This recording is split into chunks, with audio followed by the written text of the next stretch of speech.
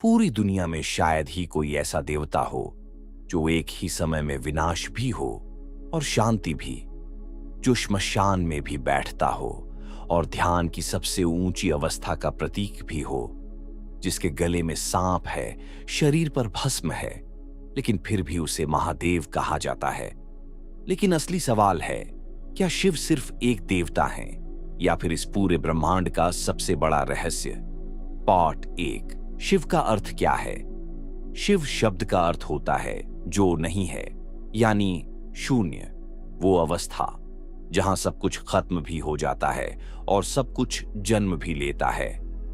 इसीलिए शिव को आदि और अंत दोनों कहा गया, क्योंकि जहां सब समाप्त होता है वहीं से नई शुरुआत भी होती है। पार्ट 2, शिव श्मशान में क्यों रहते हैं? कभी सोचा है?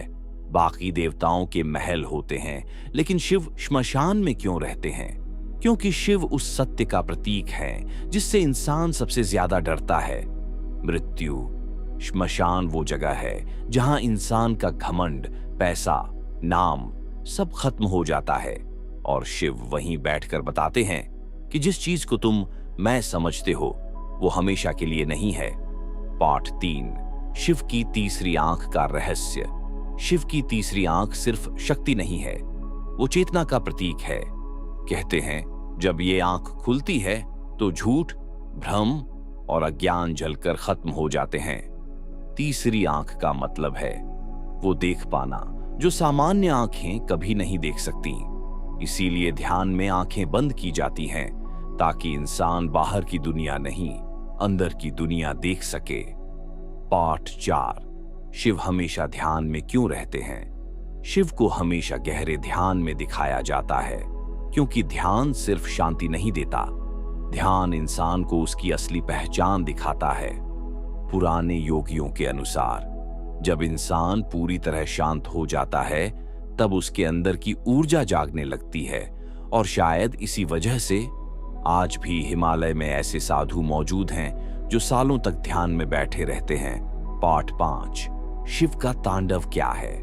लोग सोचते हैं तांडव सिर्फ एक नृत्य है, लेकिन असल में तांडव पूरे ब्रह्मांड की ऊर्जा का प्रतीक माना जाता है।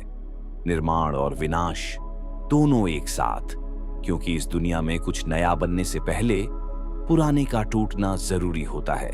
पार्ट 6, क्या शिव सच में थे? अब सबसे बड़ा सवाल, क्या शिव सिर्फ कहानी है या सच में कोई ऐसी शक्ति थी जिसे इंसान आज तक पूरी तरह समझ नहीं पाया?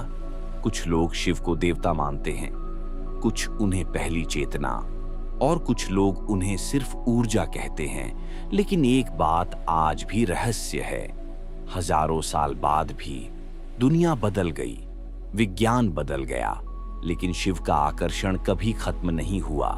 शायद इसलिए क्योंकि शिव कोई व्यक्ति नहीं बल्कि एक अवस्था है, एक ऐसी अवस्था जहां डर खत्म हो जाता है, जहां इंसान खुद को समझने लगता है, और शायद इसीलिए उन्हें महादेव कहा जाता है।